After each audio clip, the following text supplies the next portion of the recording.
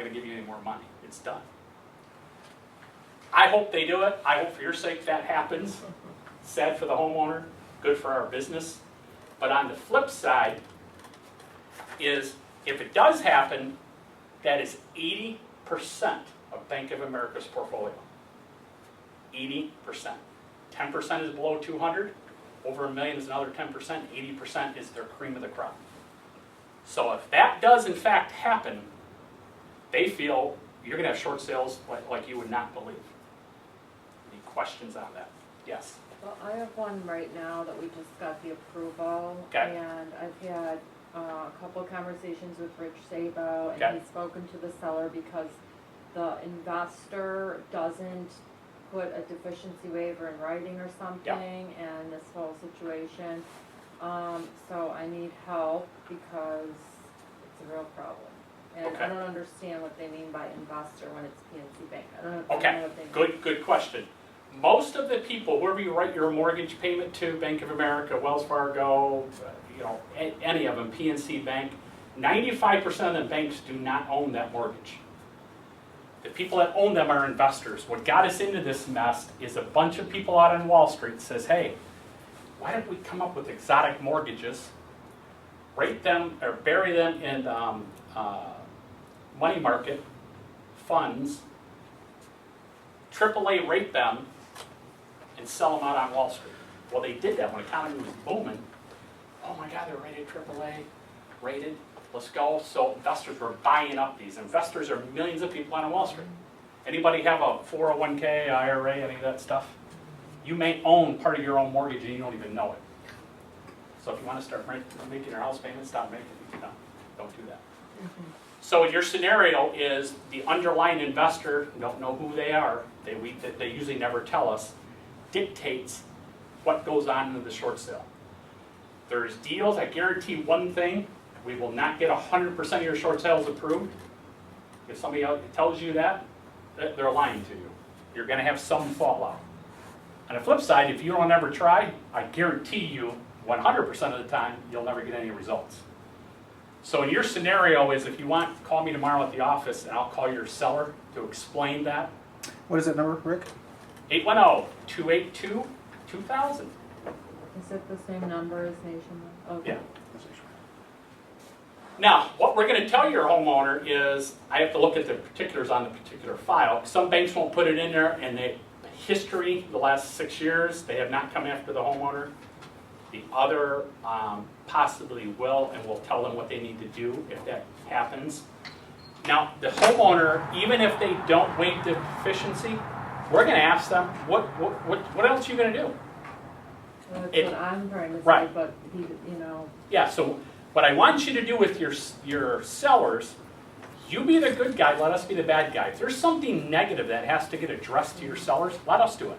Well, he talked to somebody at some loan mod company, some famous guy named Moose, I don't know. Okay. I Googled him and he's on CNN or whatever. Anyway, and he told them, and if I gave 50% of my commission over to him, he'd take over and he'd go to the higher ups and he'd get a deficiency waiver, which he never called me today. And I was gonna say 25% only because it's a John. Anyway, so. God, I love you. You're willing to give up 25% of No. your commission? I love you. Well, No, that's I've all got they're to- going to do. It's up to the investor what they're going to do. I don't care who you are. yeah. So many of them. Now, what we try to do throughout the process is trick them throughout the negotiating. We'll say, hey, you're going to waive deficiency, aren't you? Or I see the deficiency isn't on there. It's waived, correct. What they respond back to me in writing, even just with an okay, we got them. So they can't ever come back on them because they're representative at that bank. And we do that from the beginning all the way to the end, which I'll get more particulars on yours. Yeah, I have a bunch of emails from Tanya, she forwarded. Okay. So in her example, where the bank on the deficiency is not willing to put it in writing that they relieve them, well, I don't know about you, but if I have a $100,000 mortgage and the deficiency is $25,000, I'm better off winging it because the worst I'm on the hook for is $25,000.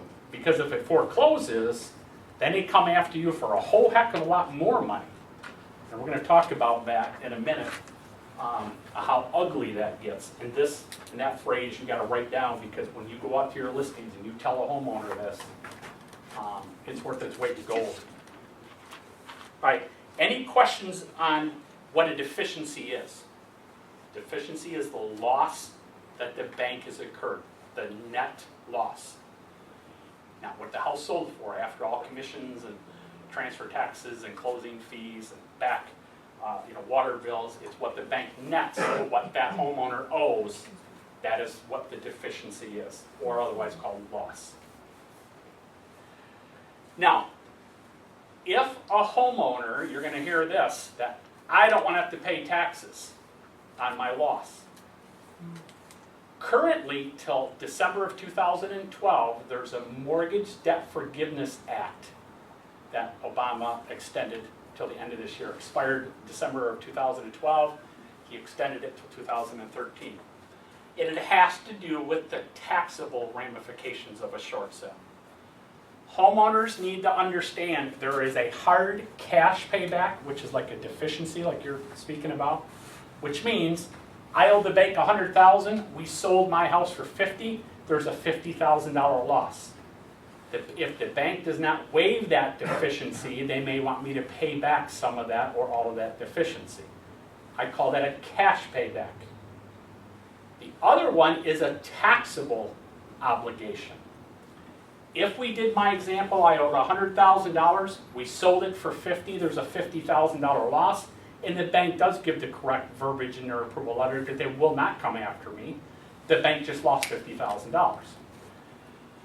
The government makes that bank send me a 1099-C the following year. So if we closed it now, next year when I do my 2013 taxes, I'm going to have to report an income of that loss called a 1099-C. Well, if anybody's good with math, if you take a $50,000 1099 and you're in a 30% tax bracket, that's $15,000 you owe to the IRS. And one thing you never, ever, ever want to do is owe the IRS any kind of money, because it gets ugly. You want to talk about penalties and interest, which is illegal, how high they charge, but it is what it is. Here is what's going to help you for homeowner on defense. You need to do this now so you can qualify for the Mortgage Debt Forgiveness Act. And here is what the rules are for that act. Number one, it must be your primary residence you're selling. Number two, you can never have refinanced this home, stripped equity out of the home, and spent it on something other than the home. Let me give you an example. Let's say my house was worth $200,000. I owed $100,000. I refinanced it up to $150,000. I took $50,000 out and went and bought a new Cadillac. I am going to have to pay income taxes on that loss. Other example. It's worth $200,000. I owed $100,000. I refinanced it, and I took the $50,000 and put 24-karat gold faucets in the house. I will not have to pay income taxes on that money. As long as the money you took out, you reinvested in or on the property, pools, it doesn't matter. Kitchens, windows, roofs, you have to spend the money in or on the property. I mean, the Cadillac in the garage doesn't count? Okay, like the garage does not, because that baby can roll right up. Now, how do they prove that? Well, the only time they have to prove that is if they get audited, if they go to that section, refer them to their accountant, whoever does their taxes. Say, you know what, if you want further clarification on that, talk to whoever does your taxes. So, they are going to get a 1099-C, which is a good thing, because that means the bank waived that deficiency.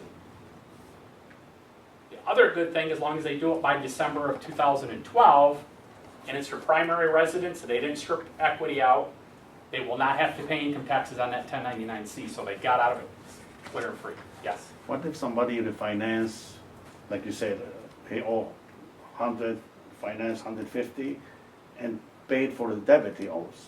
No, Is this, they're going to have to pay income they're taxes gonna on have to that. pay? Yeah, because Okay. they took the equity out to pay off other debt. Yeah. The only way you can do that. Now, if their accountant wants to overlook that, that's why I say we are not tax accountants or any of that. defer them to their accountant, and if the accountant finds a way to get through that, that's not you, not me, that's them.